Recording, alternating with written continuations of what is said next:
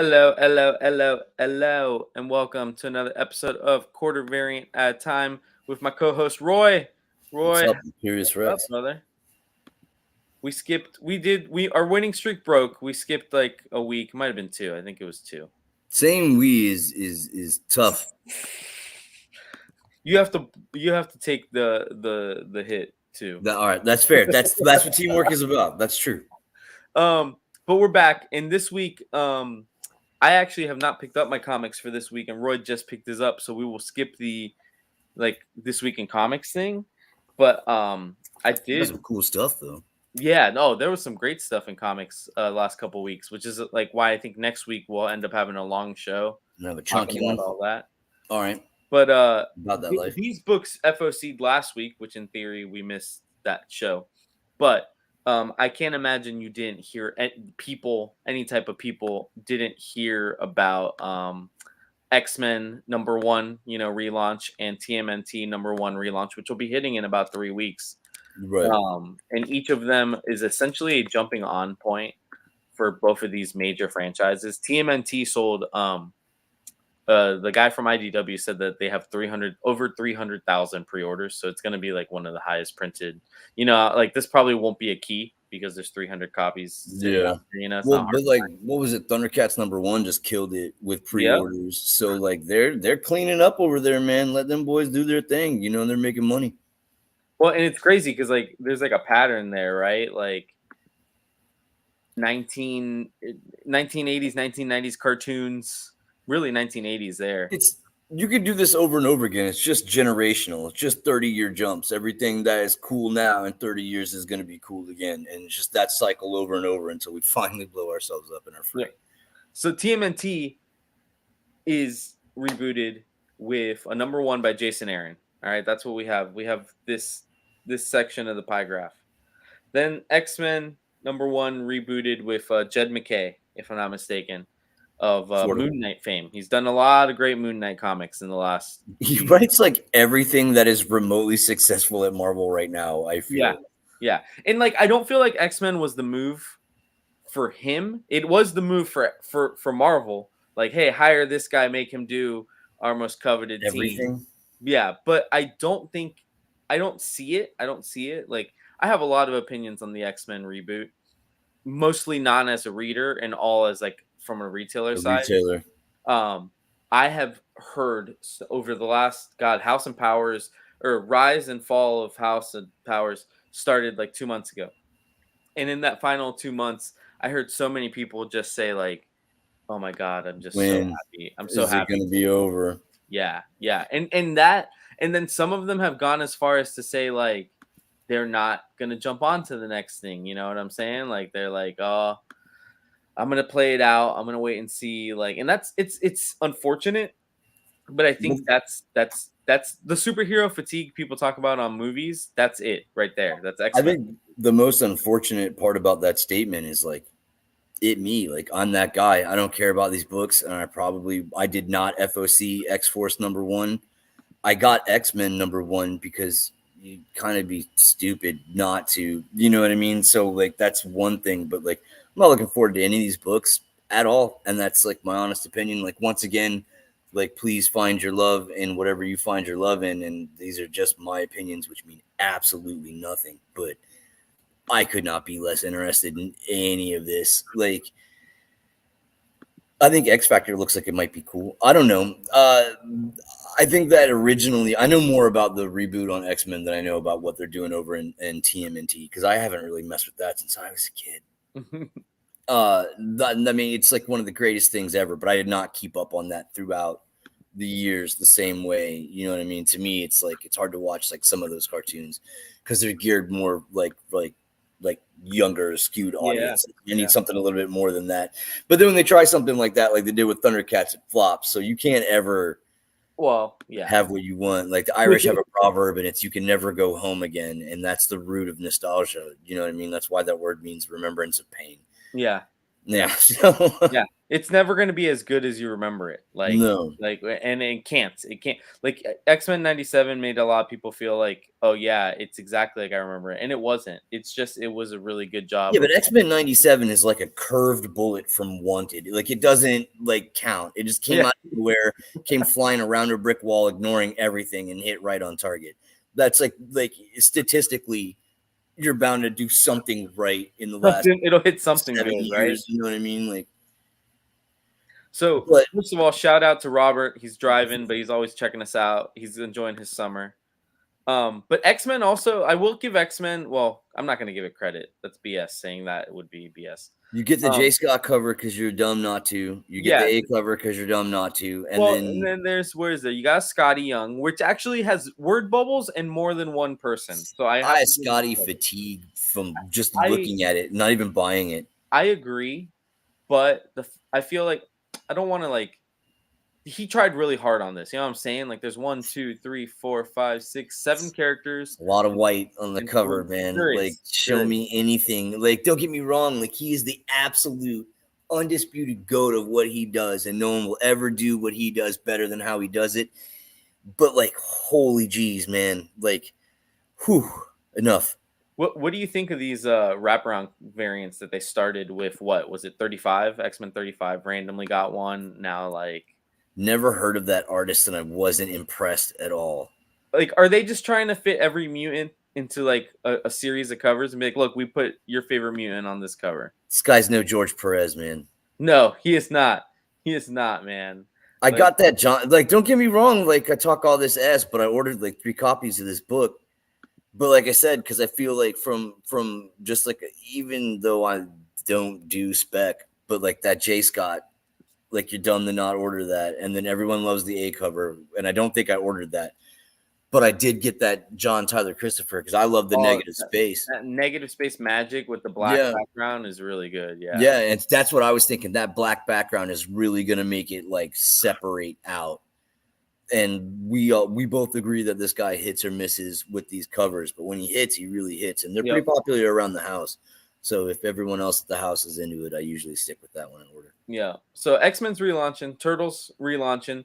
Turtles didn't hit as heavy with the covers. Obviously, you got Eastman doing a cover. You have to, right? That's the one I ordered. Yeah. You got their A cover by Albuquerque. You've got the cover I really liked was cover H by Jones. The Storm Drain. No, the one with Raph. Just it kind of looks. Oh, okay. I see what you're talking about now. Storm Drain is also awesome. They killed the covers. I just like, yeah, it can't be. Just none of them are like the people I like 100% was expecting.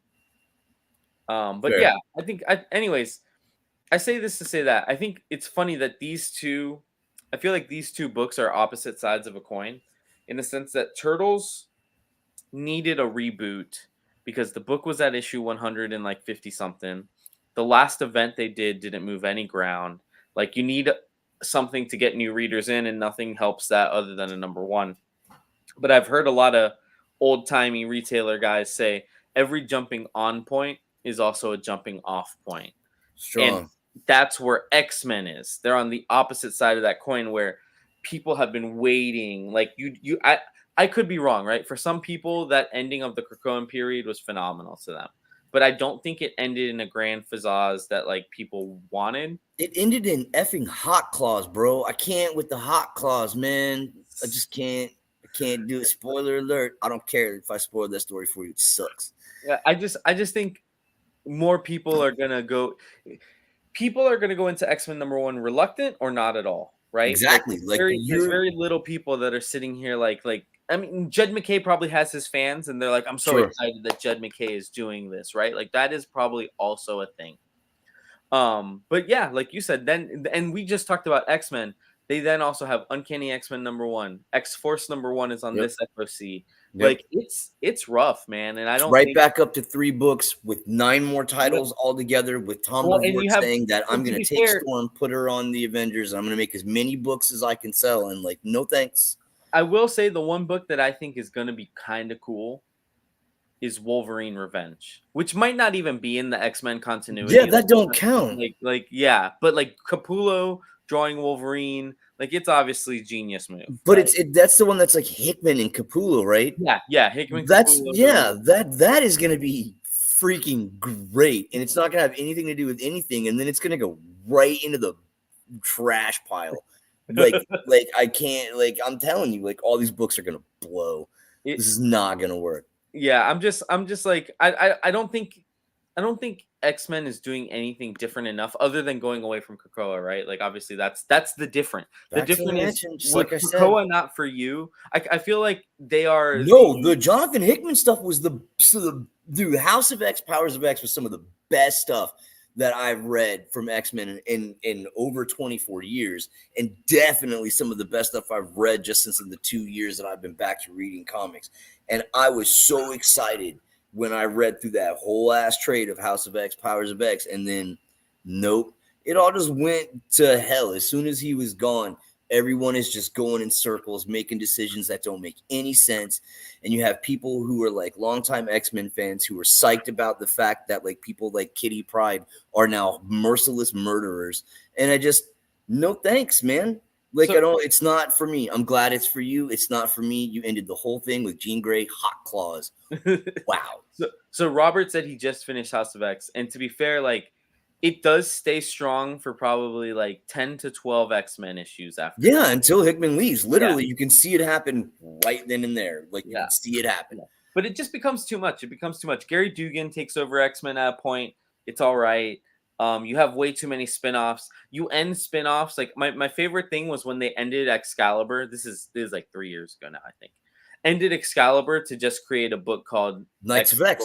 X of Swords or Knights of X or whatever. Yeah, X of Swords was the whole crossover book. event where Excalibur ended and Knights of X began. Yeah, it was the same book. And they did it with a few other things. I think Marauders literally ended just to have Marauders again. Like, I don't know what the volume numbers would have been, like, 6 and 7. Apparently the only one that didn't, that everyone said was great, was Hellions, which just ended and then never came back. I own all that. I haven't read it yet. Hellions never came back.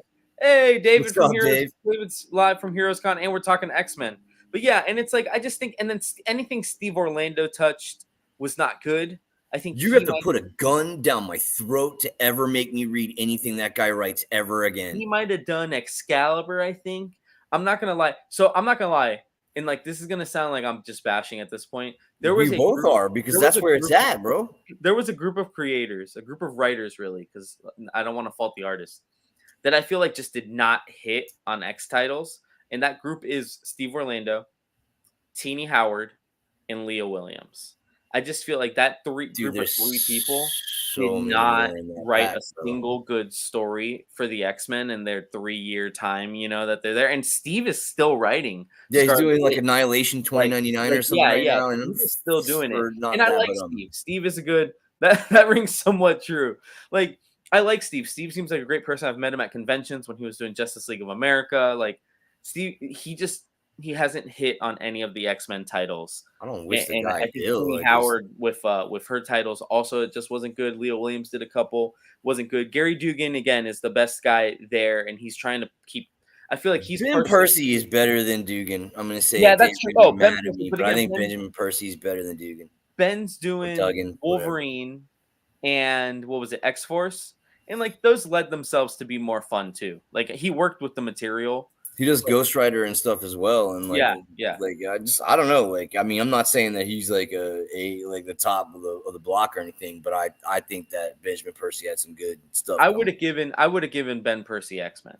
Dude, you're still missing out on like the garbage that Vita Ayala put out, the New Mutants Lethal Legion mini that was absolute. Dude, I just like. They just kept. Yeah. There's a lot. Was good. Remember, you're talking about a whole lot of writers and no good stories. The Trial of Magneto that had almost no Magneto. Like, what I'm saying? Like, they definitely, there was some fumbles, right? To use some sports terminology, there was some fumbles along the way. And like, not to discredit, like Robert said, I'm reading Dawn of X, and that's all the different groups. Like, Dawn of X, like throughout the time that they kept it Dawn of X, like, what I'm saying? Like, I think it went 4 volumes in theory. So like 6 to 12 issues of all the first couple titles. It was all a cohesive thing. And Jonathan, if you ever look at the indicia, Jonathan Hickman is the head of X. Once he is no longer head of X, I feel like it just lost its purpose. Don, I love Don. Dave, tell Don I said hello. And I hope he's sold out of those state covers. Don or Jessamy. Don did a Jessamy cover for me way back. I love that guy. You tell him I said hello. He knows who I am. Yeah, and Don. I was Don surprised he knew who I was. Yeah, and Don does those sick Marvel trading cards. Like Don's he gets great. a lot of those done. Don's a good guy. I love Don. Yeah, he's nice out of guy like in the world, California, man. but he's out at Heroes Con this week. So like that's it's very cool to see. But yeah, man. But I do think Turtles is that opposite side of the coin. Where yeah, it is because I actually ordered that for the first time ever. Like you're describing me in your view, so you definitely got it figured out. Because Turtles had the opposite thing in the sense that they did nothing wrong other than their book just went for a long time. And Sure. like it's like maybe the writing could have been better, but it wasn't bad. It's just like at issue 150, you only have your readers at that point, and you're not gaining new ones. Right. So like, I think Turtles is going to be now. I do think it's interesting that the first 4 issues, the Turtles, it feels like the Avengers, right? Your first issue is Raph. I believe your second issue is Donnie. Third issue is Leo. And fourth issue is Mikey. I might have that mixed up in some way, shape, or form. First issue is definitely Raph. But I think, you know what? That works fine because this one reason. If you come into my comic book store and you ask me about Ninja Turtles, and we're sitting here right now in this moment in time, I will ask you, how much do you love Ninja Turtles? You tell me, I kind of just like Mikey. All right, here's what you do. You can buy Ninja Turtles #1, but that is going to be a Raph story, and you may just be disappointed. But you should buy Ninja Turtles #4. I know that sounds crazy. Why would you buy #4 first? Buy #4. You're going to get a whole Mikey story, and it's all written by Jason Aaron is the best part. So if you do read your favorite character in this series and you end up loving it, you probably do want issue 5, which is going to be the team together written by the same guy. Is it a weird way to do it? Absolutely. But I think there's positives in it.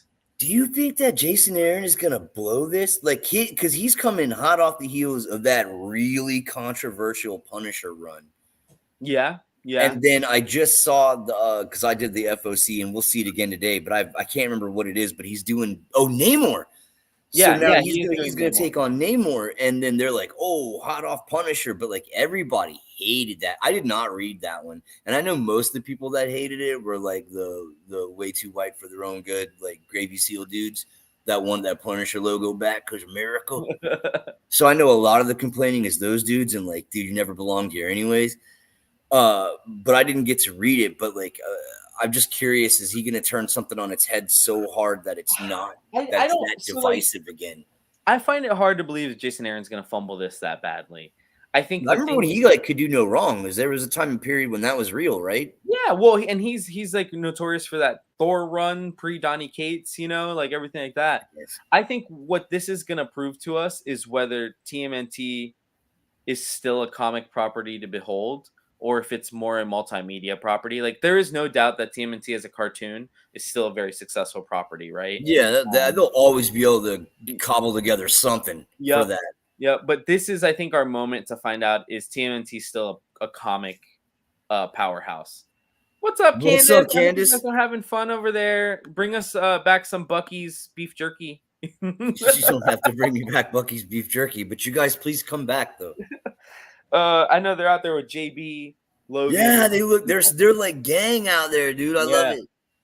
But yeah, I don't think Jason Aaron's gonna fumble the bag. I just think I don't know. Turtles comics haven't sold well in a long time other than Ronin. And Ronin was a phenomenal story.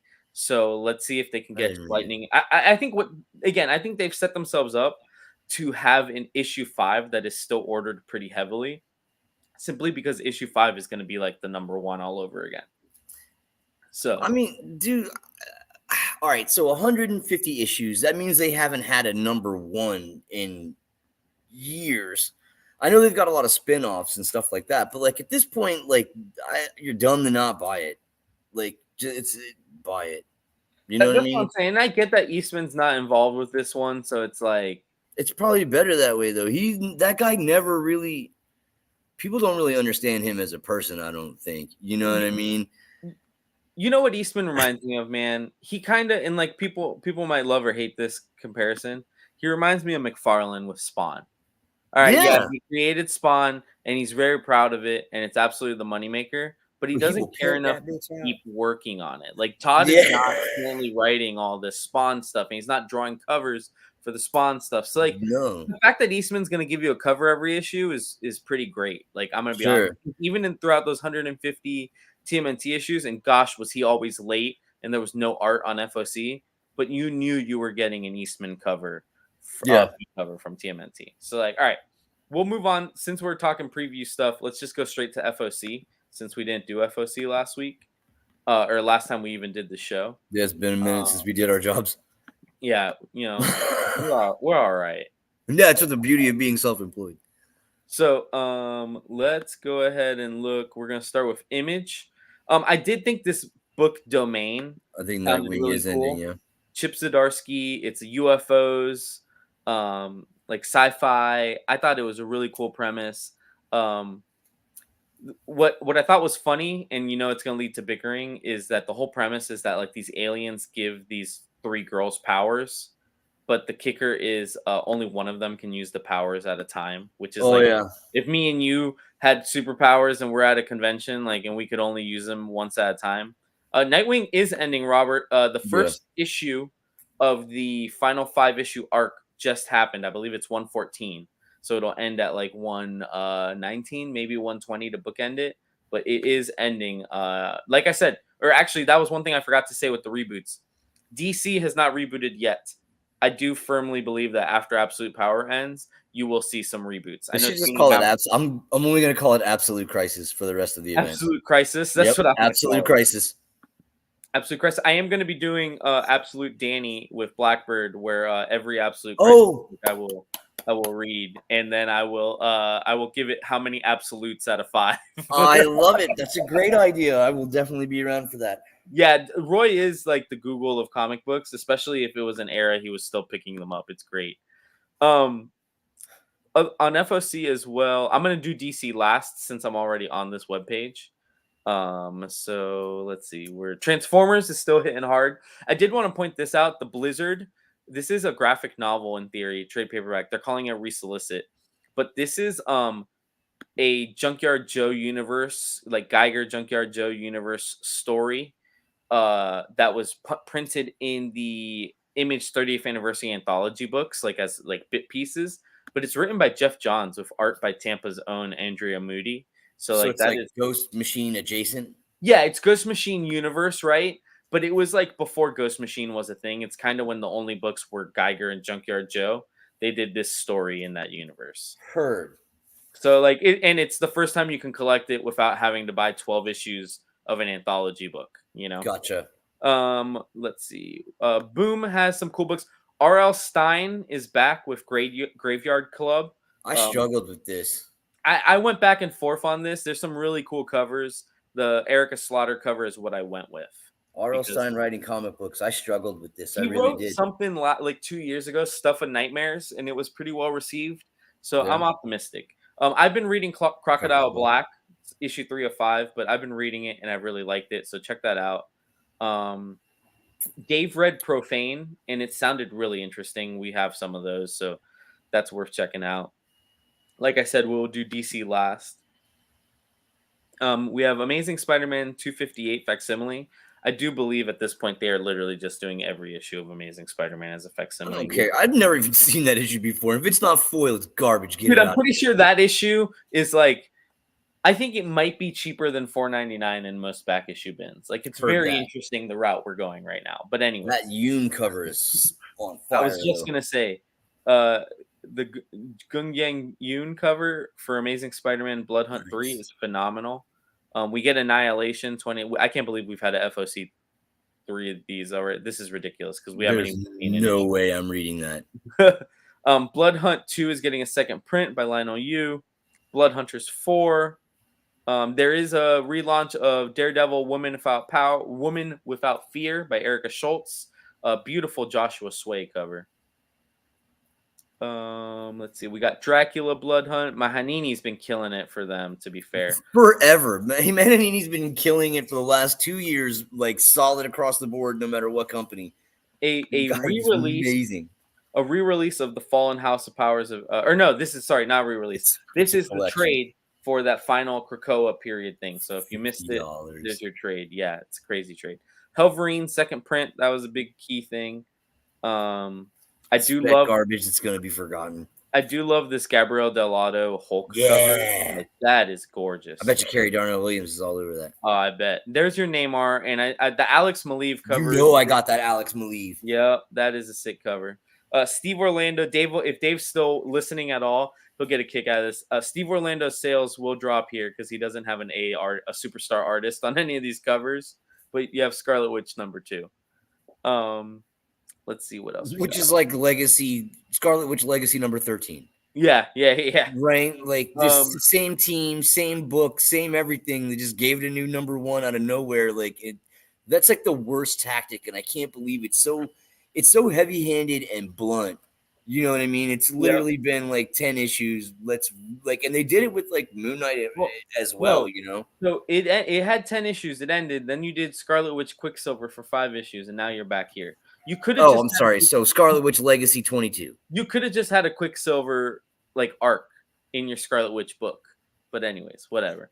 I do want to point out these reprints for Ultimate Spider-Man 4. This cool Gwen Stacy design cover, and then the Norman or Harry Osborn design cover.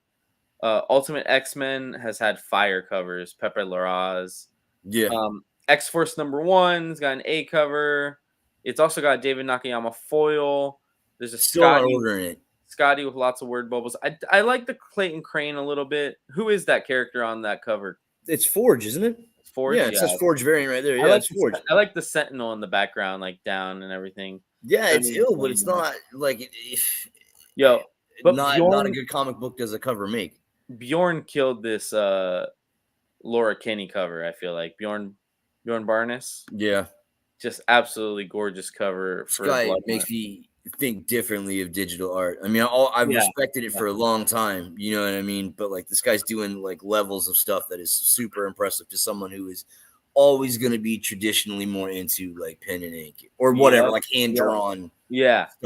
But he just does it to another level, and especially when whoever hires him to do the cover understands his game, which is like zombies, vampires, the undead. This is what I do. He I don't know if anybody's beating him. I did want to point out Mezzo issue 3 is on pre-order. Also, Candace and Dave, if you guys are still watching, A Wave Blue World has a booth there, and my buddy Jared LaJuan, who is the writer of this, is there. If you guys get a chance to stop by, talk to Jared.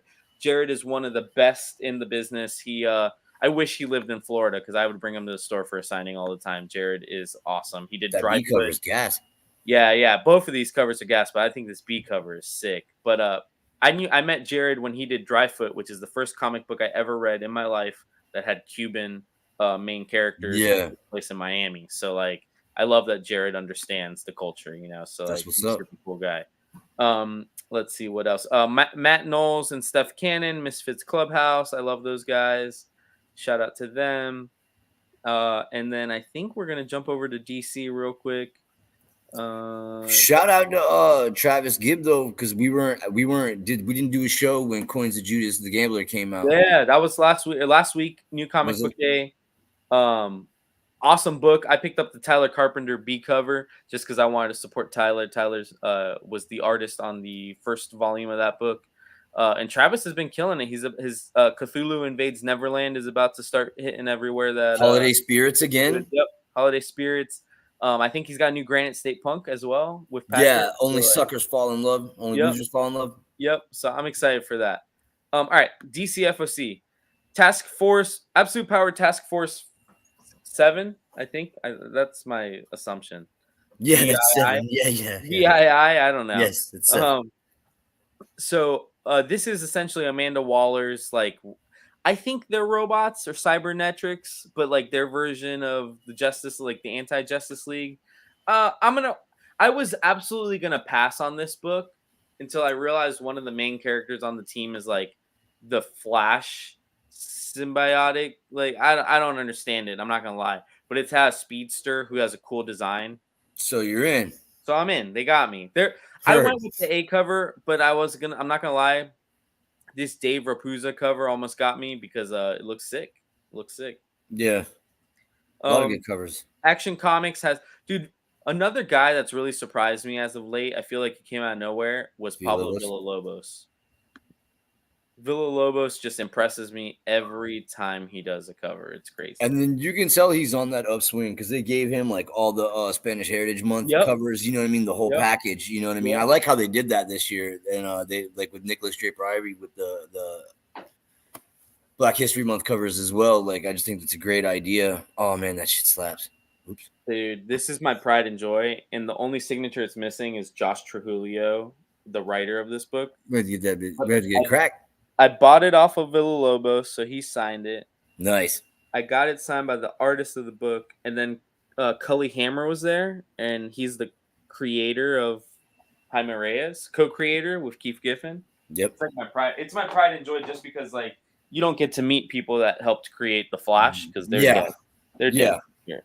So that's and Keith Giffen actually died like less than a week before I got that book done. So it was that moment of like, all right, like half of that creative team is no longer here. Yeah. Get the other half while you can. You never know what life's gonna do. Yeah, like even Eddie Barrow's foil. Holy jeez. Yeah. Man, they're coming for me. I'm not getting that though. Let's see. These are graphic novels for the most part. Batman and Robin 11. I believe that's only a 12-issue series, so that's going to be ending here soon. Gotham by Gaslight, Kryptonian Age. That's going to be going on for the next. So that's 12 issues. That's going to be a big deal. Yep.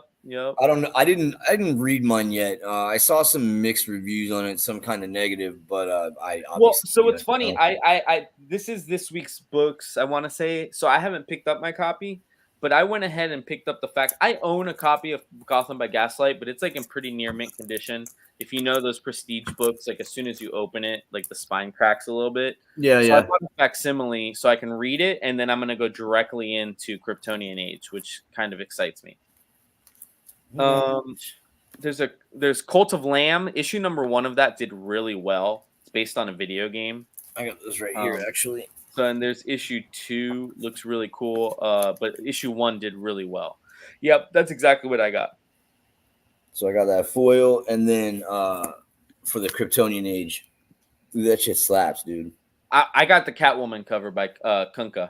That was a good one too, but this one there was a draw between those two for me. But I was like, Batman. So Green Lantern 13 is an absolute power tie-in.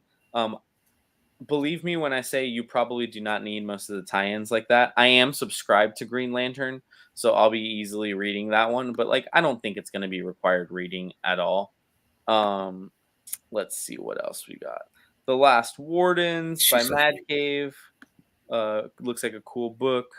You've got Loud House Summer Special for the kiddos. You got a New Mutants 98 3D edition. What that means? I didn't see this. So I'm not gonna lie to you, and this would be like I'm gonna speak to you directly, Roy, and then the rest of the people. I do not believe this was on Previews World because I do not believe this is manufactured and put out by Marvel proper. This is probably done by a third-party company, and Lunar is the distributor of that third-party company. But that means if it's here, that means comic stores can order it. It looks like it'd retail at $9.99. If it's a net price item, it might be a little bit more. But this would be a message, email. Email your local comic store, Facebook message them. Will you click on it again and let me read what it's? Yeah, and then finish what you're telling me. Yeah. So if you guys want this from any comic book store, as long as they carry DC products, they have to have a Lunar account. So if your comic book store carries DC, they can order this. Just reach out to your comic book store because obviously we did not see it in Previews World. So that means that information did not get carried over. But it does look like it comes with a pair of 3D glasses. Is it 3D? It's traditional red and blue is what that's what I wanted to read. They are telling you there because I was curious if it was that or if it was like the aneurysm inducing Valiant vision. No, because if it's gonna make my nose bleed, then I definitely need it. Yeah. So make sure you message your comic book store to order that, and I'll make sure to mention it to Dave so it doesn't go under the radar because you probably won't see many pre-orders for that, but it is going to be a book people are going to want. I want to point out Primer, Chasing Colors. I have been reading the Primer. I meant to read Primer forever ago when it came out in its original graphic novel form, and I just didn't. I forgot. But then when it came out in single issue form, I actually picked up all 4, and I loved it. And I'm glad that it is spawning off into another series, and I'm glad the Teen Titans are there, and I'm also glad that look at this. This is literally the original Teen Titans cartoon from Cartoon Network Oh Designs, yeah, it sure is, isn't it? and I'm all for it. So FOC this book, FOC Primer Clashing Colors. Like I follow Jennifer Murrow and Thomas Kravitz, the creators, on social media, and they are nice people. And this book is really great, and it's good for an adult like me, or it's good for like a teenage girl. So an adult like me. Yeah, yeah, Okay. yeah. Oh, there we go. I don't know if you did this, but this is Disco Nightwing's first appearance of Disco Nightwing's costume is Tales of the Teen Titans 44. I grabbed, of course, the George Perez foil cover, and I grabbed myself a blank cover so I can have somebody draw me a Disco Nightwing one day. I'll do it. And with that being said, we are done with FOC. I do have lunch plans a little later, so we'll jump straight into final thoughts. Roy, what do you think? I don't know. Like today, I didn't know that it was going to be quite so unabashedly negative today, but like, like that's honestly like how I feel. So I don't know. Like once again, I'm going to struggle to emphasize your point, and my final thought is going to be to collect what makes you happy, because if it doesn't, like that's what my dad. Everything good that my dad ever taught me was just a one-liner. Like if it doesn't make you happy, you don't need it. Like the guy, it's all that guy was good for. It was a one-line piece of advice, and it was something like that. So if it doesn't make you happy, you don't need it. And that's as final as a thought can get, I think. Yep. So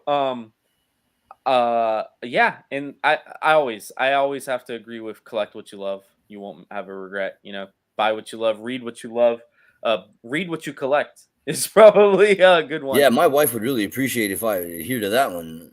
Roy, one of my questions for you is going to be on Psylocke. I just found out she's like 2 different people, and I'm like, I was going to say, you mean Psylocke as in like, do you mean Revanche? Do you mean Betsy Braddock? Do you mean Quanon? Like, that's not. We can have a whole episode about Psylocke. Yeah, for sure.